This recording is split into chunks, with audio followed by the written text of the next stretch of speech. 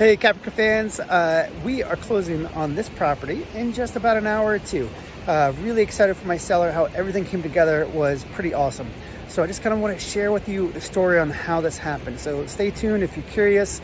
This place is, about 6 acres right here in Laurel.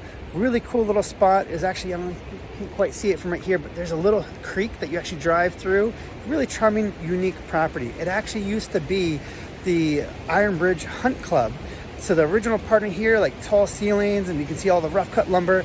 It was a really cool place, very unique, which also means it was going to be an interesting property to try to sell.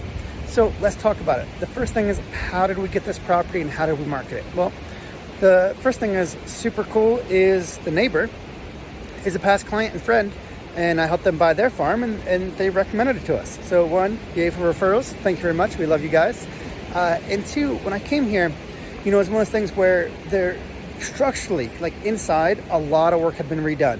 I mean, a lot of foundation work, a lot of things have already been done. So it's really buttoned up on that front. But there were some things that were, starting to have some wear and tear. Like the siding here is T111.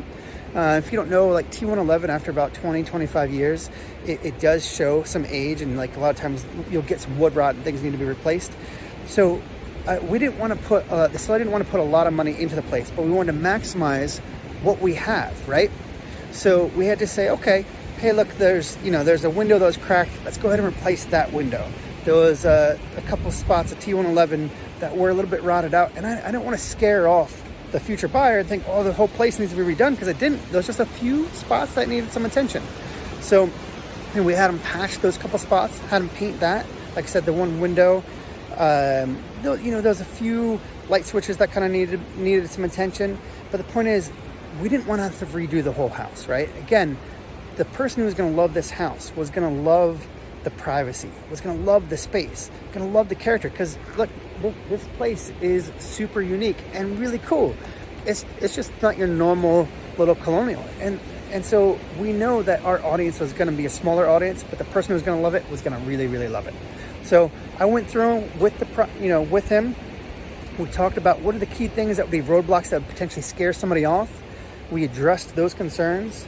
We got out on the market, and that's the audience we tried to attract, right? Was someone who's gonna be artsy, who's gonna want that privacy. Maybe they're tired of doing this pandemic. They want to get out of the city. Maybe someone who wanted to create a retreat, because the flexible zoning here would allow for someone to do things like run a church or Boy Scout thing or a retreat or whatever, right? So there's some flexibility that they could do here. And again, it's just a cool property, this sort of 100-year-ish property that has some additions, that is sort of this contemporary vibe. Just a really neat little spot.